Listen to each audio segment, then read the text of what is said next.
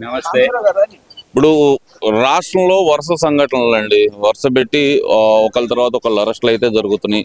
ఓ పక్కన లిక్కర్ స్కామ్లోని నిధులు, మరో పక్కన సినీ నటిని వేధించిన కేసులో మాజీ పోలీసు అధికారులు అరెస్టు. ఎలా చూడాలంటారు వీటన్నిటిని? ఎన్ని అరెస్టులు చేసినా ఏం చేసినా అవన్నీ రూల్ ప్రకారం చేస్తారో జరిగిపోతూ ఉంటాయి. వాటిని గురించి ఇంట్రెస్ట్ నాకు లేనే లేదు. నా ఇంట్రెస్ట్ ఏంటంటే మన స్టేట్ ఎట్లా బాగుపడాలి. మన స్టేట్ బాగుపడాలి అంటే 14 లక్షల కోట్లు అప్పు చేస్తున్నారు. ఈ అప్పు చేసేటప్పుడు FRBM మించి చేసినా కూడా సెంటర్ నోరు మూసు కూర్చున్నారు. కాబట్టి వాళ్ళ రెస్పాన్సిబిలిటీ ఉన్నది.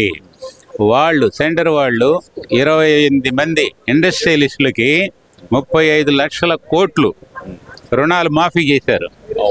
అందువల్ల స్టేట్కి 14 లక్షల కోట్లు మాఫీ చేయడం కష్టం కాదు. అది మాఫీ చేస్తేనే రాష్ట్రం బాగుపడుతుంది. అంటే ఇక్కడ ఇంకో విషయం కూడా ఏంటంటే సార్, ఇక్కడ మీరు అన్నదాని ప్రకారం చూస్తే అప్పులు అనేది 14 లక్షల కోట్లని మీరు మామూలుగా వచ్చిన గణాంకాల ప్రకారమే చెబుతున్నారు మీరు.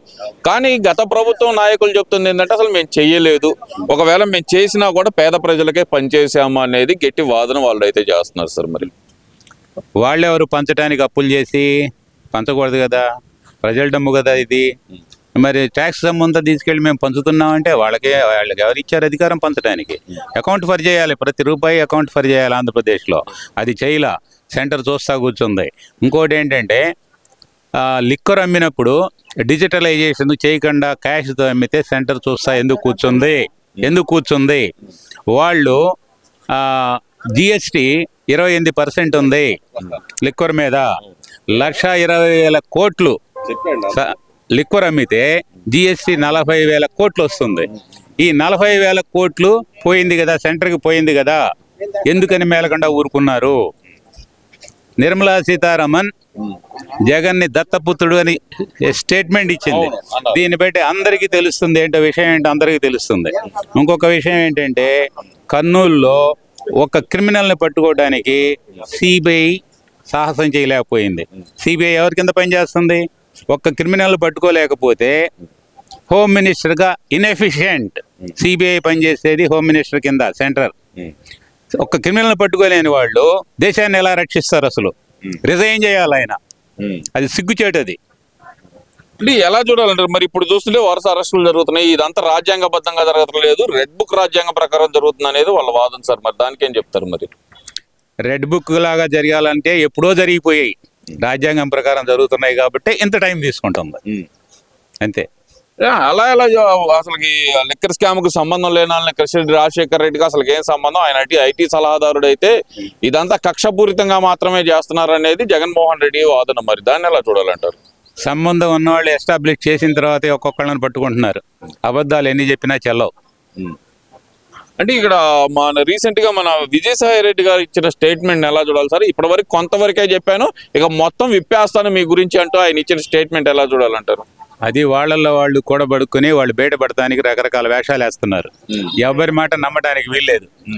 ఎవరి మాట నమ్మటానికి వీల్లేదు. వీళ్ళకి అసలు స్టేటస్ లేదు. వాళ్ళని బిలీవ్ చేసేవాళ్లే లేరు. ఎప్పుడు ఏ మాట చెప్తారో వాళ్ళకే తెలియదు. ఎన్ని అబద్ధాలైనా మాట్లాడేస్తారు. హార్ట్ అటాక్ అంటారు, చచ్చిపోయింది, నేను అనలేదు అంటారు, ఎన్నైనా అంటారు. ఇదంతా ఒక ఎత్తు అయితే గనక ఇప్పుడు ఇక్కడ రాష్ట్రంలో జరుగుతున్న పరిణామాలు, రాష్ట్రం అభివృద్ధి చెందడం గురించి మీరు మాట్లాడారు కాబట్టి దాని గురించి పరిణామాలు. అమరావతి ఒక్కటే అభివృద్ధి చెందితే రాష్ట్రం ఎలా అభివృద్ధి చెందిద్ది అనే ఒక వాదన తెర మీద తీసుకొస్తున్నారు. 3 ప్రాంతాలు అభివృద్ధి చెందాలంటే కనుక 3 ప్రాంతాల్లో రాజధాని ఉండాలనేది ఒక వాదన గత 5 సంవత్సరాలు అయితే విన్నాం. అది కరెక్ట్ అంటారా? ఇది కరెక్ట్ అనుకోవచ్చు అంటారా? రాజధానితో ఎప్పుడూ డెవలప్మెంట్ జరగదు. ఓన్లీ అడ్మినిస్ట్రేషన్ మాత్రమే రాజధానిలో ఉంటుంది. అన్ని ప్రాంతాలకి అన్ని ఇండస్ట్రీస్ అన్నీ డిస్ట్రిబ్యూట్ చేస్తున్నారు. వాటితో డెవలప్మెంట్ అవుతుంది కానీ రాజధానులతో డెవలప్ కాదు. రాజధాని ఏంటంటే అది ఒక సింబల్, మనకి ఒక సింబల్ లాగా ఒక పట్టణం ఉన్నది అనేటువంటిది ఇతర దేశాలకు కానీ ఇతర రాష్ట్రాలకు కానీ నిరూపించుకోవడానికి పనికి వస్తుంది. అది అట్రాక్ట్ చేయడానికి పనికి వస్తుంది. కానీ ఇండస్ట్రీస్ అన్నీ డిఫరెంట్ డిస్ట్రిక్ట్లో పెడుతున్నారు. అందువల్ల అంతా డిస్ట్రిబ్యూట్ అవుతుంది కానీ ఒక చోట ఎక్కడా లేదు. సార్ మీరు ప్రొఫెసర్గా నాకు చిన్న డౌట్ క్లారిఫై చేయాలి సార్. ఇక్కడ TCSకి ఎకరా 99 పైసలకే కేటాయించి పూర్తిగా బినామీ చేతుల్లోకి పంపిస్తున్నారు, మొత్తం అంతా ఆ ల్యాండ్ అంతా బినామీలకు అప్పచెప్పడానికే చేస్తున్నారు అంటూ ఒక ప్రచారం అయితే జరుగుతుంది కదా, ఇది వాస్తవమే అనుకోవచ్చు అంటారా? ఇవన్నీ దొంగ ప్రచారాలు చేస్తున్నారు. ఇదివరకు ఎటువంటి పనులు చేశారో వాళ్ళే ఈ ప్రచారాలు చేస్తున్నారు. ఎవరన్నా కనుక స్టేట్కి రియల్గా హెల్ప్ చేస్తుంటే వాళ్ళకి ఫ్రీగా అయినా ఇవ్వచ్చు, ల్యాండ్ ఇవ్వచ్చు, కరెంట్ ఇవ్వచ్చు, వాటర్ ఇవ్వచ్చు. కానీ వాళ్ళు మనకేం చేస్తున్నారు అనేది గట్టిగా పట్టుబట్టి లాగాలి వాళ్ళ దగ్గర నుంచి. అది లాగలిగితేనే ఇవ్వాలి. అంటే 12,000 ఉద్యోగాల కల్పన, 1,300 కోట్ల పెట్టుబడితోటి మేము వస్తున్నాము అని చెప్పి టీసీఎస్ అయితే అనౌన్స్మెంట్ కూడా అయిపోయింది. మరి దాని మీద ఇంత వ్యతిరేకత ప్రచారం చేయడానికి గల ప్రధాన కారణం ఏమనుకోవచ్చు అంటారు? అసలు ఏ ఇండస్ట్రీ రావడమే ఇష్టం లేదు వాళ్ళకి. ఉన్న ఇండస్ట్రీలు కూడా పోగొట్టారు. అటువంటి వాళ్ళు ఇంకేం చెప్తారు వాళ్ళు? 13 లక్షల కోట్లు పెట్టుబడి తెచ్చాం మేమని చెబుతున్నారు కదా సార్, మరి గతంలో వాళ్ళు ఏది ఎక్కడైనా ఒకటి చేశారా? చూపించమనండి ఒకటన్నా ఇండస్ట్రీ. లక్షల కోట్లు చేసి ఒక ఇండస్ట్రీ చూపించమనండి. పోగొట్టిన వరుసనే నేను చెప్తా, లెక్కలు చెప్తా. ఎన్ని ఇండస్ట్రీలు ఇక్కడి నుంచి పోగొట్టారో, రానియకుండా చేశారో అవన్నీ నేను లెక్కలు చెప్తా. అసలు వాళ్ళ మాటలకు విలువే ఉంది? ఇట్లా మాట్లాడే మాటలకి విలువే ఉంది అసలు?